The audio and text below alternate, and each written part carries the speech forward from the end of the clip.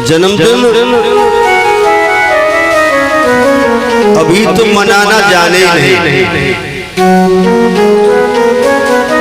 वास्तविकता में जन्मदिन कैसे मनाना चाहिए तुम्हें बता देता हूँ, नहीं तो तुम जन्मदिन के नाम पर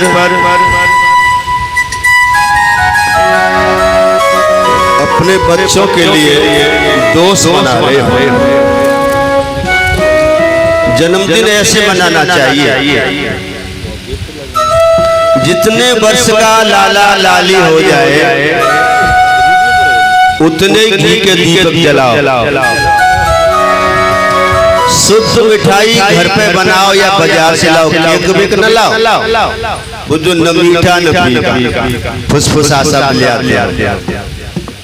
मिठाई शुद्ध लाइए।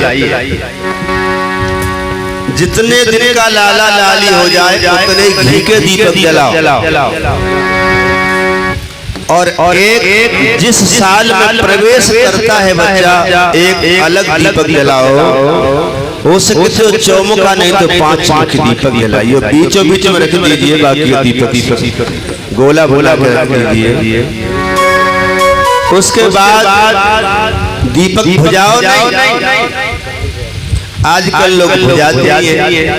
एक केक ले आएंगे, मोमबत्ती लगा देंगे उस पे, फिर जला देंगे, फिर लाला से कहेंगे भुजा। आधा भुजाता आधा थूकता है।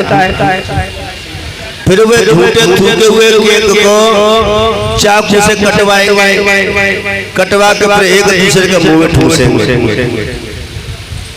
और फिर लाला के पापा जी के फ्रेंड आएंगे, फिर बोतल खुलेगी, फिर बोतल खुलेगी, खाएंगे पिएंगे, फिर दंग मदंगा होगी। ऐसा जन्मदिन मनाते हैं, इससे कोई फायदा नहीं। दीपक बुझाना अशुभ माना गया है और ये लोग दीपक बुझाते मूर्ख लोग हैं। इसीलिए घी के दीपक जलाओ, दीपक बुझाओ नहीं। और वो मिठाई जो है शुद्ध मिठाई, उसे काटो नहीं, काटना शुरू होता है। चम्मच से उसमें से निकालिए। सबसे पहले भगवान को भोग लगवाया जाए उस बच्चे के हाथ से। फिर सबसे बड़ा जो परिवार में दादा दादी उनको दिया जाए, उनके चरण छुआए जाए, आशीर्वाद लिया जाए। और फिर सभी बड़ों का आशीर्वाद ले बच्चा, क्योंकि आशीर्वाद बहुत बड़ी शक्ति है। अभिवादनशीलस्य नित्यं वृद्धोपसेवना चत्वार तस्या बदन्ति आयुर्विद्याय सोबलम्। आशीर्वाद होता, आशीर्वाद लिया जाए, फिर शुद्ध भोजन एक दूसरे को कराया जाए और करा के इस बच्चे को जो भी भेंट दिए जाए।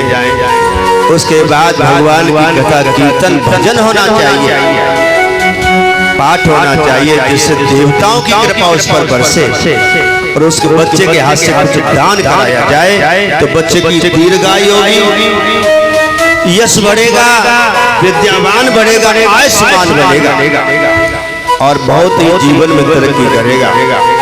लेकिन आजकल जन्मदिन और ही तरह से लोग मनाते हैं और ये दिन में मनाया जाए, रात्रि में नहीं। हमारे कोई भी अनुष्ठान रात्रि में नहीं होता, कोई भी शादियां भी रात्रि में नहीं होती थी।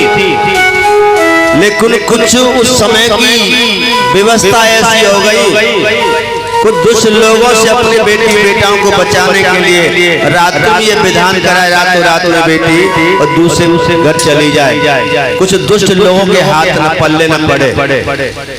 इसीलिए फिर भी ब्राह्मणों ने, संतों ने, गुरुओं ने ध्यान रखा कि फेरा या तो गौ धूल में पड़ेंगे संध्या के समय या फिर ब्रह्म मुहूर्त में पड़ते हैं 4 बजे के आसपास। ये ध्यान जरूर रखना। तो रात्रि में हमारा कोई कार्यक्रम होता ही नहीं है। रात्रि में निशाचर लोग, दुष्ट लोग, दैत्य लोग, राक्षस लोग यज्ञ करते हैं, तांत्रिक क्रियाएं करते हैं, आसुरी शक्तियों को प्रसन्न करते हैं। लेकिन हम सनातनी लोग कोई रात्रि कार्यक्रम करते ही नहीं। अभी मैंने सुना है, न जाने कौन सा राज्य बताया, उसमें रोक लगा दिया, बंदी लगा दी कि रात में शादी नहीं होगी।